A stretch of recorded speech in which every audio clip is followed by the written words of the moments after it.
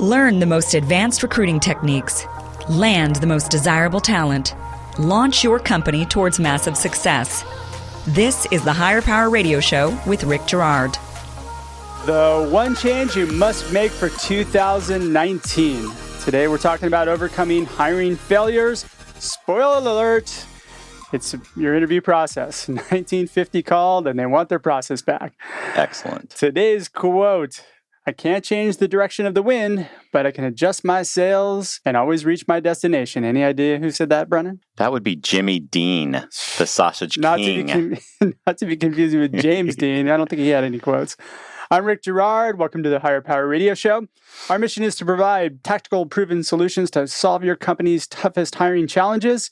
We share insights from top-performing entrepreneurs and industry experts like our guest today, our return guest today, Brenan German. He is the president of Bright Talent Resources. Brenan, you know what? I'm going to do something different. I'm going to let you tell us what you do. We'll keep it simple. We are a boutique human resources consultancy and contract recruiting company. And so we help organizations really in either two parts: consulting in the various areas of HR like compensation, HRIS, process optimization, or helping with certain job positions or a group of job positions in terms of contract recruiters. See, that was much better than what I was going to read. Welcome to the Higher Power Radio Show today, Brenan. Thanks for having me back. How long's it been? It seems like it was just yesterday. It does seem like it was just yesterday. Oh, I did see you just yesterday. All right, inside joke. Probably don't work so well for a podcast. Yeah, right. All right, so today we're going to cover a few things. We're going to divulge the secret of an effective interview. We're going to talk about halos and horns. And we're going to lay out our interview structure. So let's talk about what the secret of an effective interview might be. Do we want to talk about what not an effective interview might be first? You know what? That's a really good place to start. Okay. I was thinking about that as I walked in. So I think for whatever reason... Thank you for taking ownership of the podcast. No problem. I just was trying to help out. But, you know, you got me thinking. I'll take it. And I was thinking, I think we've fallen into the trap of thinking that when you're meeting with somebody and reviewing their resume, that's an interview. That's not an interview. No. When you're simply having a conversation with somebody and just trying to get to know them, that's not an interview. At the end of the interview, if you're simply saying, I like them, that's not a decision. You know, that's an opinion and it's not a decision. So wait, so I'm going to play devil's advocate here, because please do. You mean if I talk to somebody for half an hour about, I don't know, NASCAR? Yeah. And I like NASCAR and they like NASCAR, that's not an interview? That's not an interview. What? Just because, let me give the simple reason why. If we're trying to understand somebody, if they're going to be successful in the position you have open, it's probably a good idea to talk about what they've done in the past to give you some indicators as to whether or not they're going to be successful in the future. So NASCAR, unless you're a NASCAR mechanic, NASCAR marketer or something, that would probably be appropriate. I'm following you on that one. I have nothing to disagree with. I mean, because you and I. Well, why not? Let's have fun. It's the last show of the year. It's the holidays. Yes. This is the last show of 2018. Next week, we're in 2019. And so that's really the purpose behind this show, because we want to make sure that you're starting your 2019 in a way where you can effectively hire the people you need to hire. Yep. Let's talk about horns and halos, because this is kind of an interesting concept that I learned of yesterday, as a matter of fact. Me too, from our friend Annie. Yes. Horns and halos are biased conclusions and assumptions. So when you're talking to somebody about NASCAR, you're essentially contributing to that horns and halos. Exactly. You're having a bias-based interview based on the fact that you have common interests. Thank you for completing my sentence. You complete me too. So horns and halos, right? Yep. That would fall under, if we're going to, kind of categorically break an effective interview out into planning, building, executing, and planning, building, practicing, and then deciding. This would be the practice, and this would be horns and halos. So when you walk into an interview, you're going to naturally click with some people. You're going to naturally not click with other people, and that's not necessarily an interview. Yeah, and sometimes that person that you don't necessarily click with right off the bat is probably your best hire. Yeah, could be, but they could also remind you of the kid that used to bully you too when you were younger, and so you have this natural adverse reaction to them. Yeah, absolutely. Eliminating bias is really a huge thing.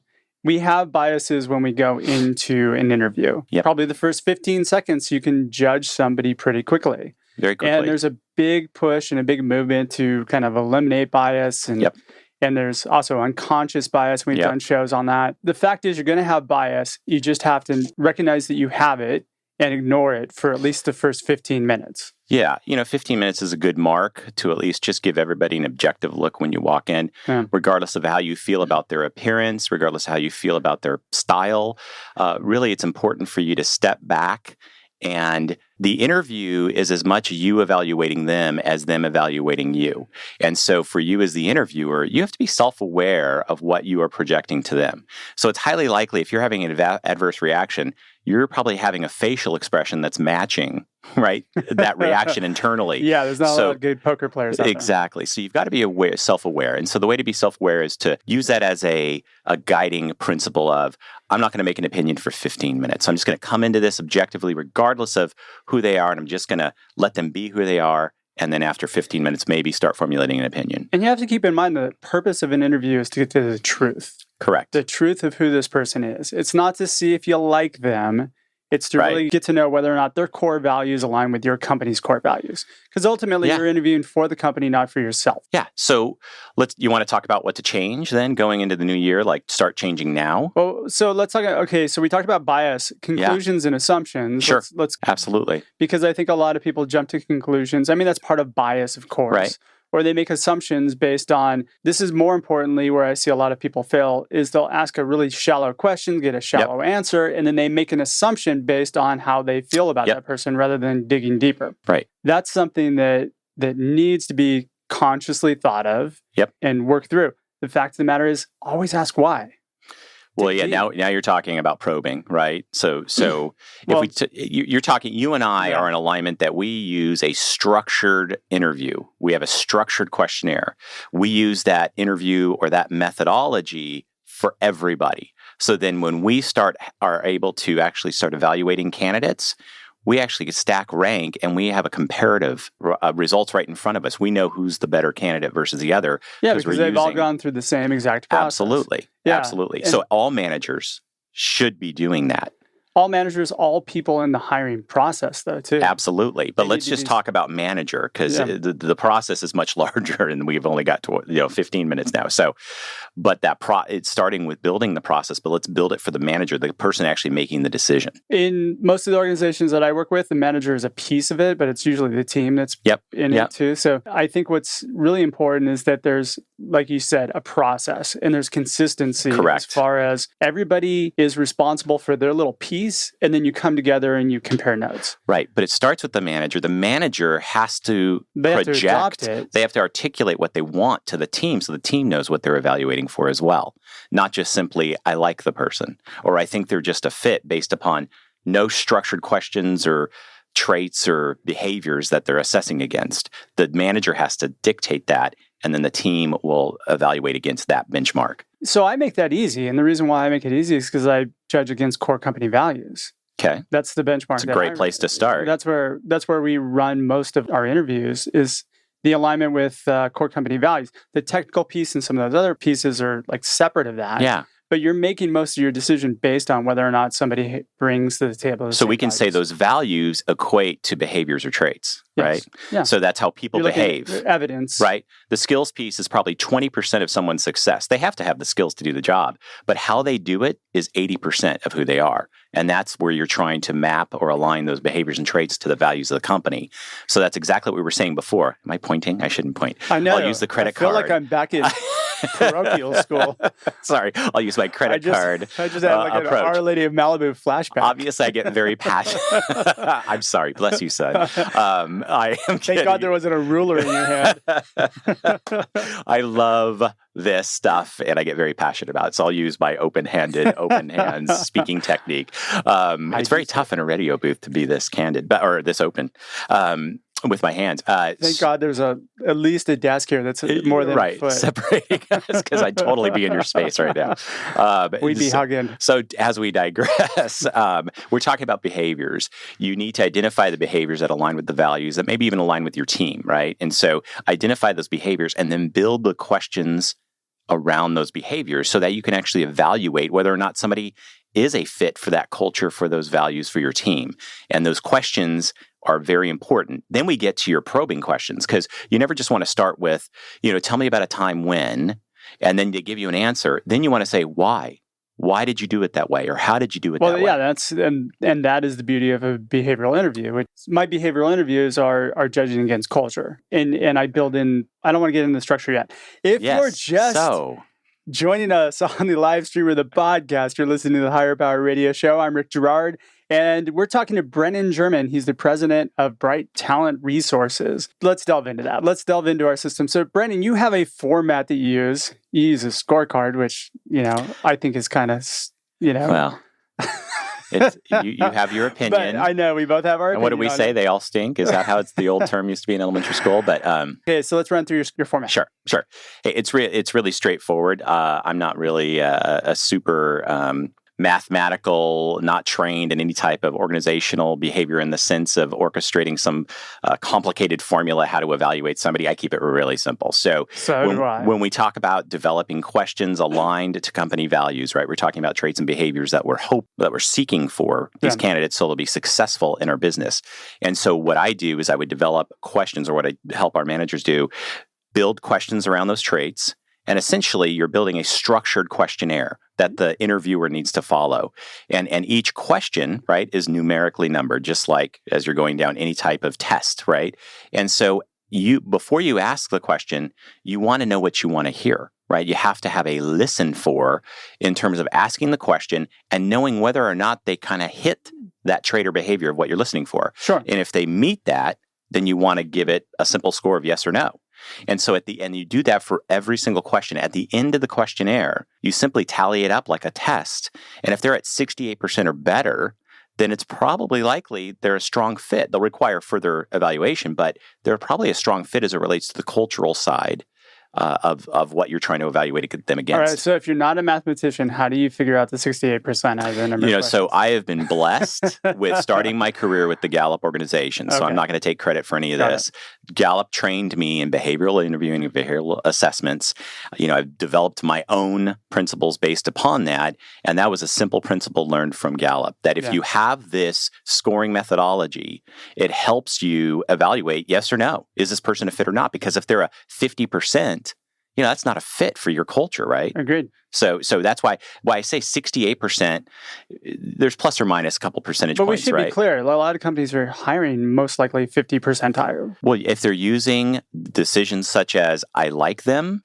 or they bring the exact skills that I need to the table. Or only gut, right? How many times do we hear, oh, my gut likes that guy or likes that person? And it's like, really? That's 50% success. You could flip a coin and have the same success as using your gut only. A gut comes in after you've gone through the process and maybe they're still right borderline.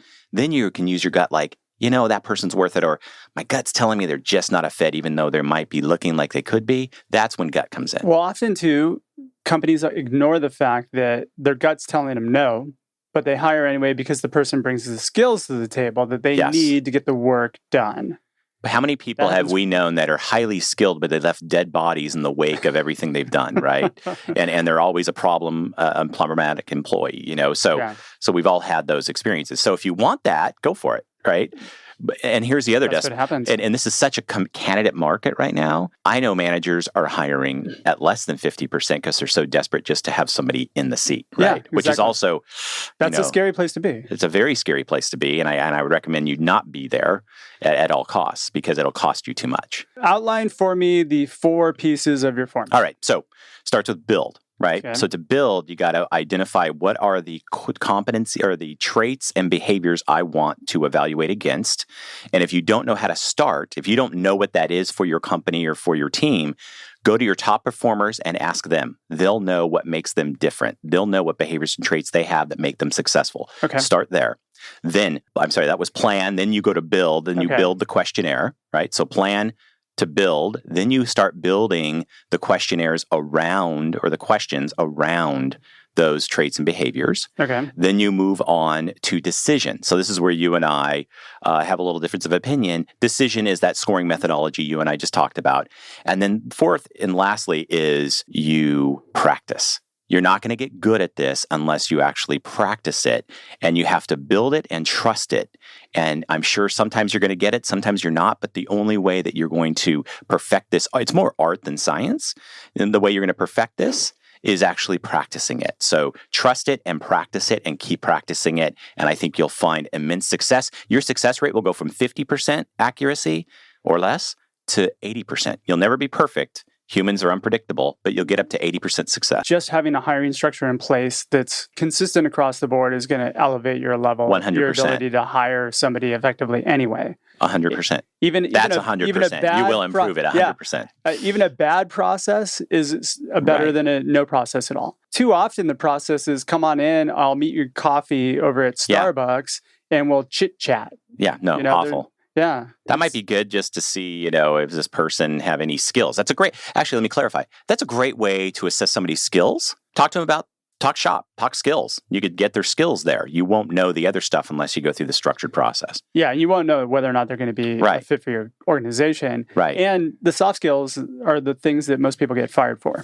Exactly. Yeah. Exactly. And when we talk about that 80-20 rule, 20% of a person's success is their skills, 80% is their behaviors. That's the piece that you're going after. Skills is pretty easy to assess, right? Because generally you're probably an expert in that area as a manager anyway, so you can assess that. It's the 80% that you really need to work on. And this is where I also say structured interviews are very uncomfortable at first because most people like conversations because it's easier, right? Oh, yeah. Structured questionnaires, going through that is a little bit awkward and uncomfortable at first, but you start the interview with a conversation to kind of break into it. Then you set the expectation. We're going to ask some structured questions so I can properly assess you as to whether or not you're a fit, and then allow them to ask questions too so they can evaluate the team as well. They're not awkward though if you're prepared for it. Correct. And if you're trained in how to do it. Correct. That's a thing that most hiring managers need to take into consideration. Yeah. If you're going to put in a process, make sure that you're really tight on what your process is. And if you're doing behavioral interviewing, train your people on how to dig deep. Exactly. The probing that you just mentioned, that has to happen in a behavioral interview. Yep. Why is my favorite question when I talk to candidates? Well, why did you do that?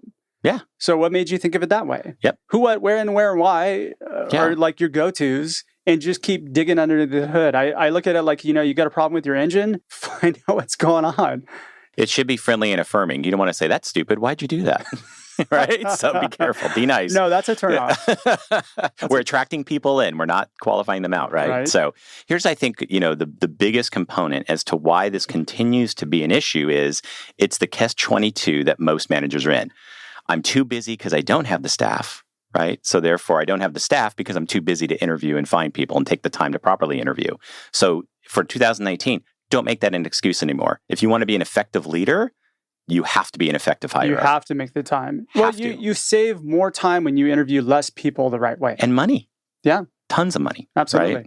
Let me outline my structure because this is what I feel is really important. Okay, Rick, tell me. How do you interview people? No. Well, the structure of it needs to be something where it's completely organized. You need to have somebody, if it's not the hiring manager, you need to have maybe an admin or somebody who is preparing people for it, who's keeping the time, who's leading people through the process, introducing them to the next interviewer. Yep. It's got to be completely organized. Yep. And it's got to be timed. And you have to stick to the time. You can't have one person spend 10 minutes in with the interviewee and the next person spend 45 minutes. Right. It looks, candidate, like you're just winging it. Right. Even if you've got the questions prepared, it doesn't look right. Now, I also build in what I call knockout questions into each process. So my knockout question is just going to be something that if the person gets it really wrong, the interview stops there and you move on. Right. You give real-time feedback to the candidate and let them know that they're not a fit. And you usually agree on at that point. And then you send them on their way and you're saving them time. The last piece is the real-time feedback. Yep. You've got somebody in front of you. Ask them how it's going, what they think. Yeah. Ask them what you can be doing better. Look at it like an agile process. Exactly. And I think if you've got the attitude as a business that the candidate should be thankful that they're there for an interview, you've probably already turned off so many good people that you've got to change that attitude. And unfortunately, we see that attitude, especially startups. Maybe we should start the very first part of this thing is attitude, right? Well, we were talking horns and halos. So. Yeah. You really need a smackdown on the fact people are not lucky to come in. You're lucky to have people come interview with you. We've got to beat people over the head with that right now. Correct. There are not a lot of good people that are looking. And when one of those guys walks through the door, you better impress them because they're going to have 5 or 6 other offers. Absolutely. Especially right now. Which brings me to the next piece is, when you have a structured interview, it's engaging for that person because you're challenging them. Yep. You're taking the time to get to understand who they are as a person. And that's very alluring to a lot of A players. How often have you had candidates say to you, wow, no one's ever asked me that, or I really like this interview structure. It really made me think. So you're making a very good impression on the candidate as well, that you're organized and you are structured and you know what you're seeking. It happens quite often. Yeah, me too. And I've had people that have come back to me and said, wow, that was really more difficult than I thought, but it was really, made me think about what I want. Some things have not worked out where they've said, well, you know what, now that I've thought more about what I really want, I don't think that's it. But we just saved the company a ton of time by not making an offer and trying to hire that person. Right. And then losing that person, then trying to figure out, well, we didn't make them an offer for enough money. Right. Right. I find that most candidates that I work through my process accept the offer not based on the money, but based on the opportunity and how well it fits their overall experience, right? How they feel about it, because they're evaluating you too. Absolutely. Do I want to work for this person or not? Is this person organized or not? Do they know what they want? Do they have a vision? Do they have goals? Do they have a mission? Do they have, all of that? Yeah. That's important. That matters. It does matter. I'm a big proponent of behavioral interviews. Like I know you do it. Huge proponent. We score them a little bit different. You're wrong. Weren't we going to fight? You're wrong. Just kidding. I brought my gloves too. We can go.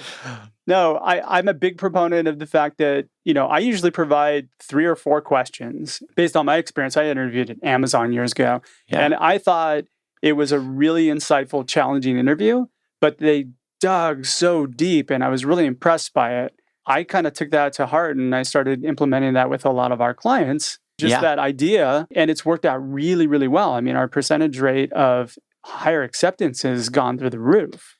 We don't have turndowns. Right. That's huge. Yeah. And that's all mostly, well, obviously it's a proven formula, right? Yeah. But it largely is contributed to the fact that you've established expectations. You let everybody know exactly what's going to happen in that process, including the candidate, and what's going to happen at the end of it. And even though it might feel good all the way through, if things still aren't lining up, just because we like each other doesn't mean you're a fit for the business, though. Exactly. Right? It's like, do you want to have a beer with this person, or do you want to actually work alongside this person and trust they're going to perform for you? So there's two very different distinctions, right? I can go have beer with a lot of my friends, but I would never want to work with them. Exactly. And same way with them. I mean, they probably would never want to work with me. Absolutely. All right. So what else you want to add? Yeah, I just think it's really important that managers be patient and be strategic. So when I see a lot of managers fail, is they get too caught up in the busy day-to-day and they don't take time to be strategic. You and I were just talking about this even as business owners. If you don't take the time to be strategic, you miss all kinds of opportunities to be better, to learn, to develop as an individual. So in 2019, I'd love to challenge any of the listeners out there that are managers, take the time to be strategic, carve out 4 hours in a week and develop this structure and this vision for what you want your team to be and who you want to hire and how you want to hire. And if you want help with this, you can reach out to me or Brenan and we'll help you out. Sure. I'll gladly walk you through it and give you my process. I have it down and I'll send you a doc on it that you can plug in if you'd like. There's a myriad of behavioral interviewing tools out there. If you've got the money, you can go buy them. And some are effective, some are a bit too comprehensive and complicated. That's part of the reason I developed the ways I did is I wanted to simplify the process to train the managers that I was supporting so that it wasn't so complicated, yet it's still effective. And so there's really simplified, inexpensive ways to do this if you don't want to run out and partner with one of the larger firms. And then the last thing that I would like to add would be about candidate experience. It's so super important today, and you cannot just disappear. People look at Glassdoor, as much as you love it or hate it, it's there. But the fact of the matter is a couple bad marks on there, then people start to question you, and it becomes harder to hire people. When a quick 5-minute phone call would have sufficed. Just said, hey, thanks so much for your time. We really appreciated meeting you. At this time, we're going to move on to somebody else. It's a 2-minute phone call. It's super easy. It's super easy, and it's super meaningful. And you will, just that simple act, you will differentiate yourself from the majority of the companies out there. So We always are looking for ways to beat our competition. That's one really easy way. It's super easy. Right. So we're just about out of time for today's show. Brenan, thanks for your time investment again. Awesome. You're a two-peat this year. I know. Thank you. Maybe This is so fun. Do we say Happy New Year? Happy New Year. All Well, right. not yet. Not yet. We're Merry at the end of Christmas. Yeah. I hope Okay. everybody had a great holiday. But so what's the best way in which somebody could reach out to you and get in touch with you? Best way is just website. So brighttalent.com, BRIGHTTALENT.com. Perfect. All right. I want to thank our listening audience for tuning in to this week's episode of Higher Power. Quick thanks to our team, our engineer, Paul Roberts, our creative director, Ayla Gerard, our producers, Andrea Ballin and Shanti Ryle. This is our last show for 2018. Woo-hoo! And I want to thank the audience for sure, because you guys have been awesome. The feedback that you've given us has been outstanding. Quite frankly, I'm inspired to keep bringing great content for you. So It's good stuff. please subscribe, rate, and review. We get most of our traffic from iTunes, so keep it coming, guys. Hop on my personal website. You can yell at me there, or on LinkedIn. I'm good. 2019 starts next week, and we're bringing to you a special guest, Joe Mullings, who's the president of the Mullings Group.